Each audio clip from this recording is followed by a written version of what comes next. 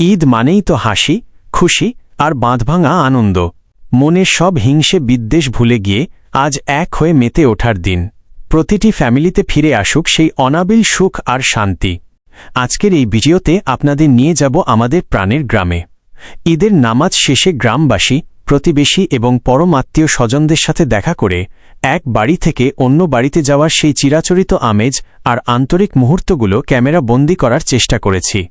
শহরের কোলাহল ছেড়ে নিজের মানুষের হাসিমুখগুলো দেখার যে কি প্রশান্তি, তা এই ভিডিওতে ফুটিয়ে তোলা হয়েছে।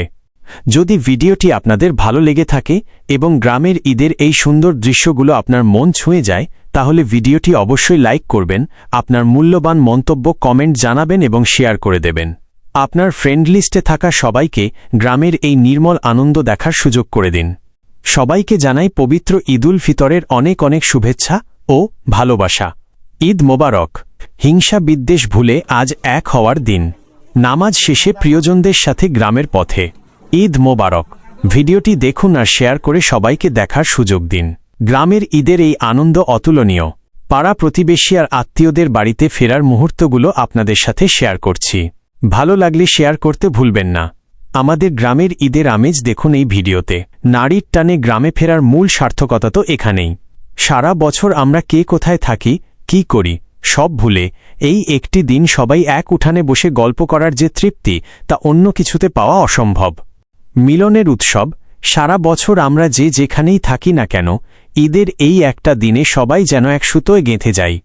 দূর দূরান্ত থেকে যখন সবাই মেঠো পথ ধরে বাড়ির উঠানে এসে পা রাখি, তখন সব ক্লান্তি নিমেষেই দূর হয়ে যায়। পুরানো স্মৃতি, বন্ধুবান্ধব আর আত্মীয় স্বজনদের সাথে দেখা হওয়া মানেই তো শৈশবের সেই হাজারো স্মৃতি রোমন্থন করা। একে অপরের সাথে কুশল বিনিময় আর হাসিমুখে কোলাকুলির মধ্যেই লুকিয়ে আছে ঈদের আসল সার্থকতা। অনাবিল শান্তি।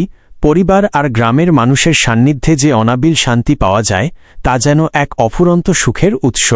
এই মিলন মেলা যেন আমাদের ভ্রাতৃত্বের বন্ধনকে আরও মজবুত করে। আপনজনদের সাথে দেখা হওয়া, মেঠো পথে হাঁটা আর একসাথে ঈদের আনন্দ ভাগ করে নেওয়া, এর চেয়ে বড় উপহার আর কি হতে পারে।